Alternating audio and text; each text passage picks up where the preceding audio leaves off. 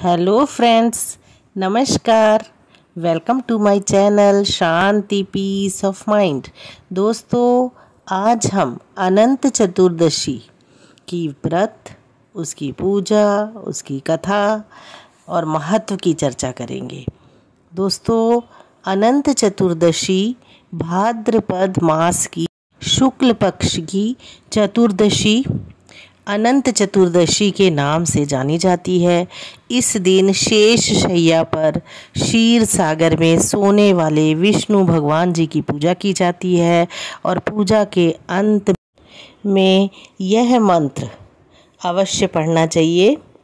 अनंत सर्व नागानां दीपः सर्व कामदाः सदा भूयात् प्रसन्नो मे भक्तानां भयं करः से प्रार्थना करनी चाहिए। और दोस्तों, ये विष्णु जी कृष्ण रूप में है और शेषनाग काल रूप से विद्यमान रहते हैं, अतः दोनों की सम्मिलित पूजा हो जाती है। चलिए दोस्तों, इस व्रत की पूजा विधि विधान पर चर्चा करते हैं।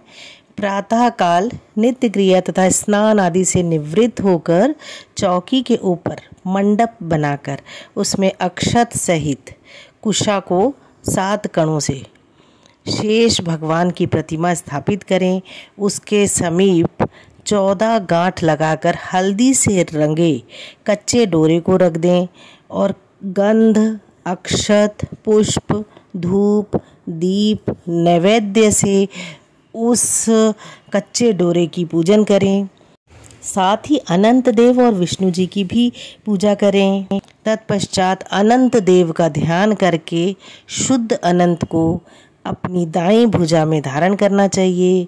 यह धागा अनंत फल देने वाला है। दोस्तों, इस व्रत में प्रायः एक वक्त अलोना भोजन किया जाता है, विशेषतः सिमई युक्त। अनंत देव के संबंध में एक कथा लोक में प्रचलित है कि जिस समय युधिष्ठिर अपना सब राजपाट हार कर वनवास कर रहे थे, तब भगवान श्री कृष्ण उनसे मिलने आए और उनकी कष्ट कथा सुनकर श्री कृष्ण ने उन्हें अनंत व्रत करने की राय दी, जिसे करके वे अंत में कष्ट मुक्त हो गए। चलिए इस कथा को विस्तार से सुनते हैं। महाराज युधिष्ठिर ने जब राजसूय यज्ञ किया, उस समय मंडप इतना मनोरम बनवाया कि जल स्थल की भिन्नता प्रतीत ही नहीं होती थी। कहीं से टहलते टहलते दुर्योधन भी उस यज्ञ मंडप पर आ गया और द्रौपदी ने यह देखकर उपहास करते हुए कहा कि अंधों की संतान अंधी। तो यह बात उसके हृदय में बाण के जैसे लगी। बदला लेने का दुर्योधन ने मन में ठान लिया। कुछ दिनों बाद ही दुर्योधन ने पांडवों को बुलाकर द्रुत क्रीड़ा में परास्त किया और हार होने पर उन्हें प्रतिज्ञा अनुसार 12 साल का वनवास दिया। एक दिन भगवान श्री कृष्ण जब मिलने गए, तब युधिष्ठिर ने सब वृत्तांत सुनाया और उन्हें उसे दूर करने का उपाय भी पूछा। तब श्री कृष्ण बोले, विधि पूर्वक अनंत भगवान का व्रत करो, तुम्हारा खोया हुआ राज्य पुनः प्राप्त हो जाएगा। इसके बाद श्री कृष्ण जी ने यह कथा सुनाई। प्राचीन काल में सुमंत नामक ब्राह्मण के सुशीला नाम की एक कन्या थी। ब्राह्मण ने बड़ी होने पर उसका विवाह कौंडिन्य ऋषि के साथ कर दिया। कौंडिन्य ऋषि सुशीला को लेकर अपने आश्रम की ओर चले। रास्ते में ही संध्या हो गई। ऋषि नदी के किनारे संध्या करने लगे। सुशीला ने देखा वहीं पर बहुत सी स्त्रियां किसी देवता की पूजा कर रही हैं। तब उसने उन स्त्रियों के पास जाकर पूछा कि आप किसकी पूजा कर रही हैं।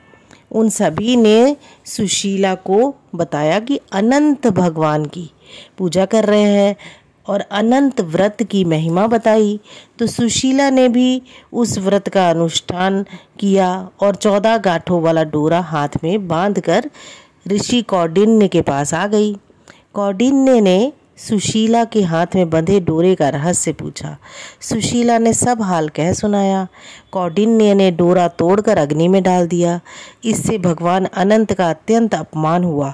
परिणाम यह हुआ कि ऋषि सुखी नहीं रह सके और उनकी धन दौलत समाप्त हो गई। तब उन्होंने सुशीला से इसका कारण पूछा तो सुशीला ने अनंत डोरे की याद दिलवाई। कौंडिन्य पश्चाताप से उद्विग्न हो उस डोरे के लिए वन चले गए। वन में काफ़ी दिन तक घूमते घूमते वे एक दिन भूमि पर गिर पड़े। तब अनंत भगवान ने उन्हें दर्शन दिया और बोले, हे कौंडिन्य, तुमने मेरा तिरस्कार किया था, उसी से तुम्हें इतना कष्ट भोगना पड़ा। ज्ञान हो गया हो तो अब घर जाकर अनंत का अनुष्ठान 14 वर्षों तक करो और इससे तुम्हारे दुख दारिद्र्य मिट जाएंगे, धन धान्य से संपन्न हो जाओगे। कौंडिन्य ने घर पर जाकर 14 वर्षों तक अनंत भगवान का व्रत एवं अनुष्ठान करा, जिससे वह सुखी और संपन्न हो गए। जय श्री कृष्ण भगवान, जय अनंत भगवान। दोस्तों, अगर अभी तक आपने मेरे चैनल को सब्सक्राइब नहीं किया है तो सब्सक्राइब कीजिए, इसे लाइक कीजिए और अपने दोस्तों में भी शेयर कीजिए। आपका जीवन सुखी और समृद्धशाली रहे। Thank you.